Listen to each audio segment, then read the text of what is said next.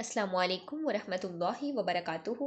Rabbi इश्रह ली सदरी वयस्सिर ली अमरी वहलुल उक़दतम मिन लिसानी यफ़क़हू क़ौली। अल्हम्दुलिल्लाहि रब्बिल आलमीन।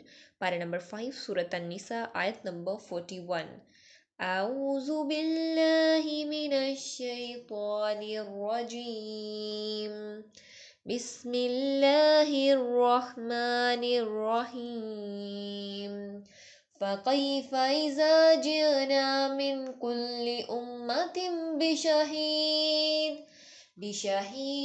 वजिअना बिका अला हाउलाइ शहीदा। फिर क्या हाल होगा जब हम हर उम्मत में से एक गवाह लाएंगे और आपको इन पर गवाह लाएंगे।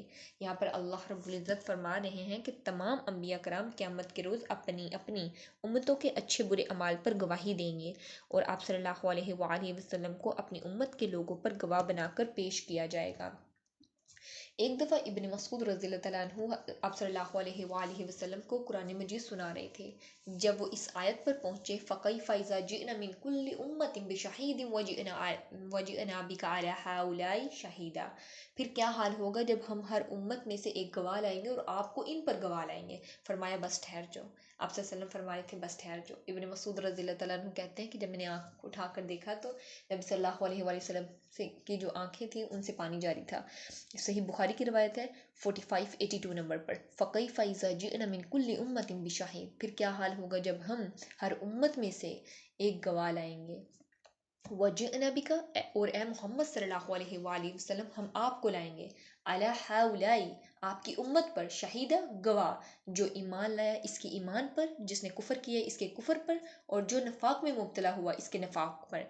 क़यामत के दिन गवाही की सूरत हाल इस हकीकत में मुश्तमिल होगी कि फ़ैसला करने वाला कामिल इल्म, कामिल अदल, कामिल हिकमत का मालिक होगा और वो मखलूक में सबसे ज़्यादा सच्ची शहादत की बुनियाद पे फ़ैसला करेगा और वो एक पैगंबर ही होगा जो अपनी अपनी उम्मतों की गवाही देंगे।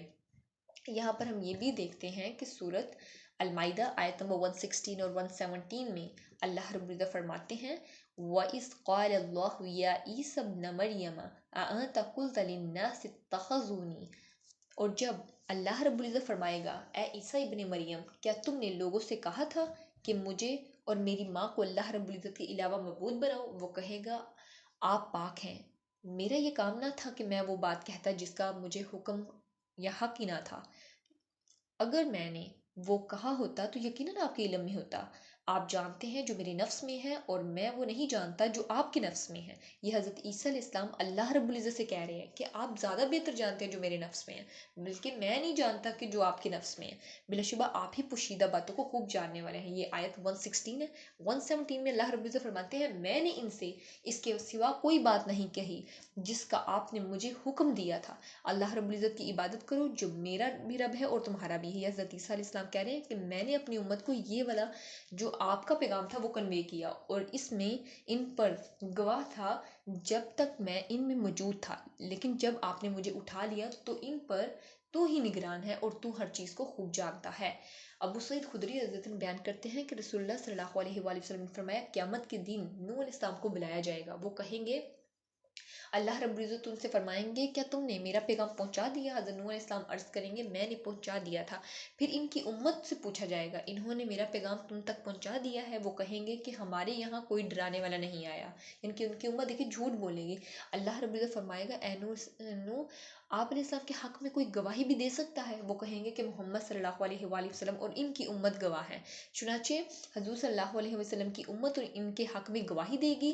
इन्होंने पैगाम पहुंचा दिया था और रसूलुल्लाह सल्लल्लाहु अलैहि वसल्लम भी इनके हक़ में गवाही देंगे कि इन्होंने वाकई ही पैगाम पहुंचा दिए। यही मुराद अल्लाह रब्बुल इज़्ज़त की इस इरशाद का है कि इसी तरह हमने तुमको उम्मत वस्त बनाया ताकि तुम लोगों के लिए गवाही दो और रसूलुल्लाह सल्लल्लाहु अलैहि वसल्लम तुम्हारे लिए गवाही दे। ये सही बुखारी में 4487 नंबर पर। आयत नंबर 42 यौमइज़ यवद्दुल्लज़ीन कफ़रू वअसव्वुर-रसूल लौ तुसव्वा बिहिमुल अर्ज़ वला यक्तुमूनल्लाह हदीसा।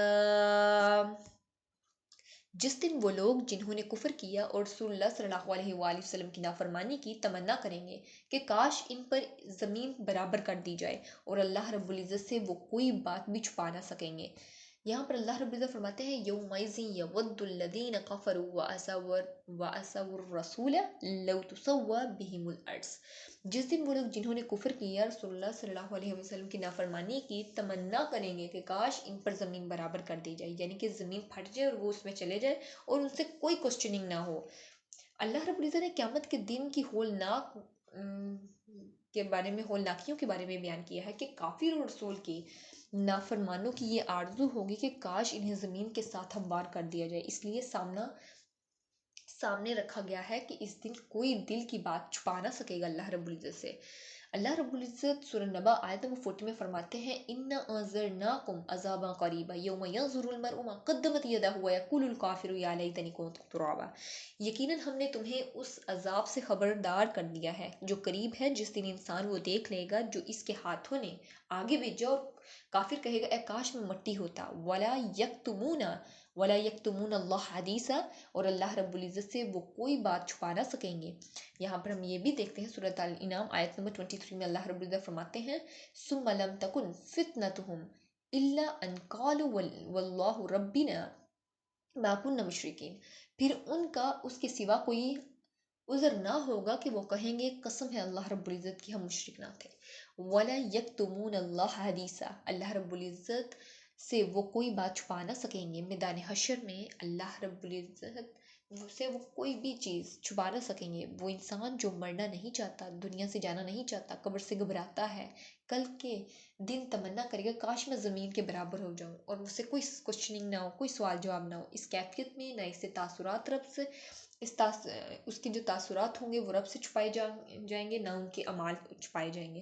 اللہ رب العزت نے توجہ دلائی ہے آج وقت ہے فائدہ اٹھا لو، آج وقت ہے نیک اعمال کر لو، آج وقت ہے اللہ اور اس کے رسول صلی اللہ علیہ وسلم کی بات مانیں۔ دیکھیں اکثر لوگ ہیں قرآن کو تو مانتے ہیں اور احادیث کو نہیں مانتے۔ اب دیکھیں جو حدیث ہے وہ قرآن کی بیسیکلی تفسیر ہے۔ اب قرآن نے حکم دیا ہے کہ ایٹ اے ٹائم ایک مرد سے دو بہنیں شادی نہیں کر سکتی، جبکہ تفسیر میں آتا ہے کہ خالہ بھانجی، اس طرح پھوپھی بھتیجی، یہ شادی نہیں، یہ ہمیں تفسیر سے ڈیٹیل ملتی ہے۔ اسی طرح قرآن کہتا ہے کہ نماز پڑھو، اور نماز کا طریقہ کار جو سارا ہے وہ حدیث سے ہمیں پتہ چلتا ہے کہ اب نماز پڑھنی کیسے ہے۔ تو یہ دیکھیں حدیث، جو لوگ حدیث کو نہیں مانتے اٹس مین ان لوگوں نے پھر بھی کفر کیا، انہوں نے اللہ اور اس کے رسول کی بات ہی نہیں مانی، کیونکہ دیکھیں رسول اللہ صلی اللہ علیہ وآلہ وسلم نے کچھ بھی ہمیں بتایا ہے وہ اللہ رب العزت کے حکم کے مطابق بتایا ہے، اس میں کوئی بھی اپنی مرضی سے کچھ چیزیں ایڈیشن نہیں کی ہیں۔ اللہ رب العزت سے دعا ہے کہ اللہ رب العزت ہمیں دین کی سچی سمجھ نصیب فرمائے، اس پہ خود بھی عمل کرنے اور دین کا پیغام دوسروں تک پہنچانے کی توفیق عطا فرمائے، آمین۔ وآخر الدعوانا ان الحمد للہ رب العالمین، سبحانک اللہم وبحمدک، نشہد ان لا الہ الا انت، نستغفرک ونتوب الیک۔ السلام علیکم ورحمۃ اللہ وبرکاتہ۔